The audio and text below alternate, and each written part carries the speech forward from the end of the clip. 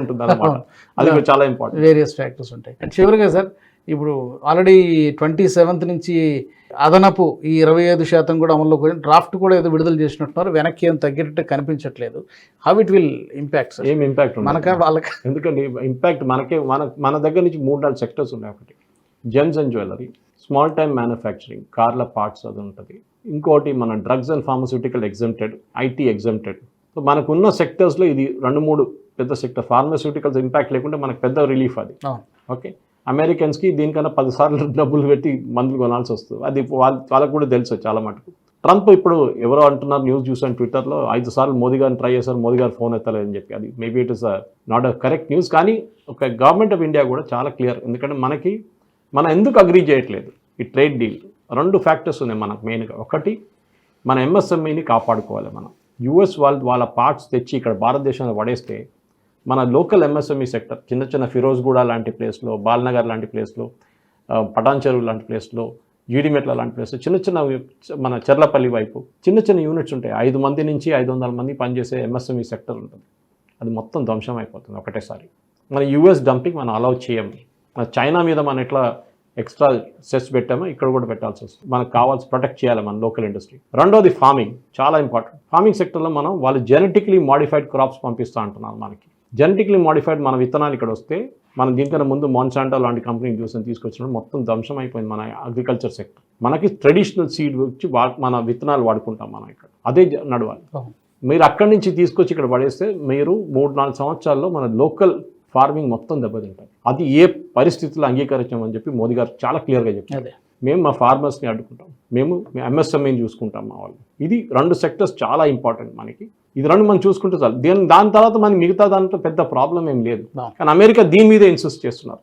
మీరు Harley Davidson bike అమ్మాలన్నా ఏమైనా చేసుకోండి, టెస్లా అమ్మాలన్నా మేము 0 కూడా చేసేస్తాం. కాబట్టి అది ఇంకోటి, వాళ్ళు ఏమంటున్నారు, మన దగ్గర 0 చేయాలంట, మనం వాళ్ళ కోసం డ్యూటీ పెట్టు. కానీ వాళ్ళకు అంటే పెట్టరంట. ఎందుకంటే వాళ్ళ కాంగ్రెస్ అప్రూవల్ తీసుకోవాలంట. అంటే వాళ్ళ పార్లమెంట్ వాళ్ళు అంగీకరించరు 0%. అంటే మనం ఎందుకు ఇవ్వాలండి? యూకే చూడండి, మనం యూకేతో సైన్ చేసాం ఎఫ్టీఐ, ఫ్రీ ట్రేడ్ అగ్రిమెంట్. దాంట్లో చాలా మట్టుకు 95 నుంచి 98% దాకా మన దగ్గర నుంచి వెళ్ళే ప్రోడక్ట్స్కి 0.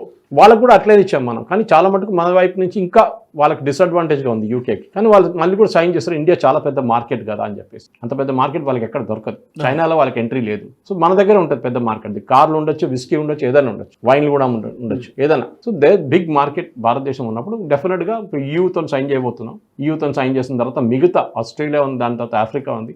చాలా వరల్డ్ ఇస్ అ మార్కెట్. అది ట్రంప్ ఇప్పుడు అర్థం చేసుకున్నారు. దానికోసం చూడండి, ఫస్ట్ ఇచ్చిన స్టేట్మెంట్ ఇప్పుడు ఇవ్వట్లేదు. రష్యా దగ్గర నుంచి ఆయిల్ కొనకూడదు అది ఇది అని చెప్పేసి. ప్రాబ్లం ఏంటంటే రష్యా దగ్గర నుంచి వీళ్ళు మనకన్నా ఎక్కువ ఆయిల్ కొనుక్కుంటున్నారు. మన దగ్గర నుంచి రీఫైన్ చేసిన ఆయిల్ యూఎస్ కొనుక్కుంటున్నారు. జయశంకర్ గారు చాలా క్లియర్గా ఎక్స్ప్లెయిన్ చేశారు. నచ్చకపోతే కొనకండి అంతే. Market boss open. మీరు కూరగాయలు కొనడానికి పోతే పక్కన టమాటాలు అమ్ముతుంటారు. వీళ్ళు 50 అంటాడు, ఆయన 40 అంటాడు. మీరు ఏం చూసుకుంటారు? క్వాలిటీ చూసి 40 బాగుంటే 40 తీసుకుంటారు. Why should you buy 50? ఇది ఏ కంట్రీ అనేది చేస్తారు. అమెరికా మనకు చెప్పారు ముందు, మీరు రష్యా దగ్గర నుంచి ఆయిల్ కొనుక్కొని రీఫైన్ చేసి మాకు ఇవ్వండి అన్నారు బైడెన్ టర్మ్లో. మనం అదే చేసాం మనం. వీళ్ళేమో అక్కడ వెళ్ళి పెలడియం కొనుక్కుంటున్నారు, యురేనియం కొనుక్కుంటున్నారు, అన్ని రష్యా దగ్గర తీసుకుంటున్నారు. అదేం ప్రాబ్లం లేదు. పుటిన్ అన్నాడు మా ట్రేడ్ 20% పెరిగిందని చెప్పేసి అమెరికాతో. ఆలోచించండి, అది మనకు లెక్చర్ ఇస్తున్నారు. మీరు ఇట్లా చేయాలి, ఇట్లా చేయకూడదు. అరే బాస్, అయిపోయింది, ఆ కాలం అయిపోయింది. డిక్టేట్ చేసే టైం అయిపోయింది. భారతదేశం ఒక చాలా పెద్ద economy. We know how to stand on our own feet. Independent policy ఉంది. జిఎస్టీ చాలా పెద్ద ఒక రెవల్యూషన్ రాబోతుంది. ఎందుకంటే ఎప్పుడైనా కానివ్వండి, మనం ఒక కాన్స్టెంట్గా ఉండకూడదు, కంటిన్యూస్గా మారుతూ ఉండాలి. Correct. And this GST implementation, ఈ రీఫార్మాటింగ్, దాంట్లో చాలా పెద్ద ప్రాసెస్. కరెక్ట్. ఇవన్నీ let's hope for that. Make in ఇండియాకి బలం ఇవ్వడం కానివ్వండి, డొమెస్టిక్ కన్సంప్షన్ కానివ్వండి, ఈ ట్రంప్ టారిఫ్స్ ఎదుర్కోవడానికి కూడా వీటన్నిటి 22 కోట్లు ఉన్న జిఎస్టీ నా అంచనా ప్రకారం నెక్స్ట్ ఇయర్కి వచ్చేదాకా ఆల్రెడీ మనం ఆగస్ట్కి వచ్చేసాం ఎండింగ్కి. ఆల్రెడీ ఫినిషింగ్ ఏప్రిల్, మే, జూన్, జూలై, ఆగస్ట్ 5 నెలలు అయిపోయింది. సెప్టెంబర్కి 6 అయిపోతుంది. మా అంచనా ప్రకారం ఇది కూడా వచ్చేస్తే 22 కోట్లు ఉన్న GST per year last year collection ఈసారి అది 26, 28 కూడా కావచ్చు. 30కి వెళ్తే కూడా ఐ వోంట్ బి సర్ప్రైజ్డ్. 30 లక్షల కోట్లు చాలా పెద్ద అమౌంట్. చాలా పెద్ద అమౌంట్. సో మరొక మాస్టర్ స్ట్రోక్ అనుకోవచ్చు ఇది. ఎందుకంటే డొమెస్టిక్ కన్జంప్షన్ పెంచడంలో సరే ఇట్స్ నాట్ రాకెట్ సైన్స్, ఎవరైనా చేస్తారని. కానీ రిస్క్ చాలా ఉంది దాంట్లో. ఎందుకంటే మీరు రెవెన్యూ పడకూడదు. దీనికన్నా జిఎస్టీ సెటప్ చేసిన రెవెన్యూ న్యూట్రల్ సిస్టమ్లో పెట్టాం. అంటే ఎవరికి లాస్, ఎవరికి బెనిఫిట్ కాకుండా ఉండడానికి చేశారు. కానీ టైం వెళ్తూ మనం దాన్ని పెంచుకుంటూ పోయాం. అక్కడ తెంచాం, దీని కిందకి దించాం, దాన్ని పైకి తీసుకున్నాం. రెవెన్యూ ఎక్కడ లాస్ కాకుండా చూసుకున్నాం. కానీ ఈసారి స్టేట్స్కి బహుశా కొంచెం దెబ్బ తగ్గుతుంది. అప్పుడు వాళ్ళని కాపాడుకోవడానికి ఏం స్టెప్ తీసుకోవాలి గవర్నమెంట్ డిసైడ్ చేయాలి.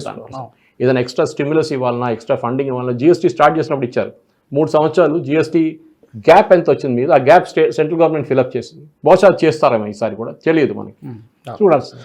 Wait and see. Thank you so much Suresh garu. Thank you.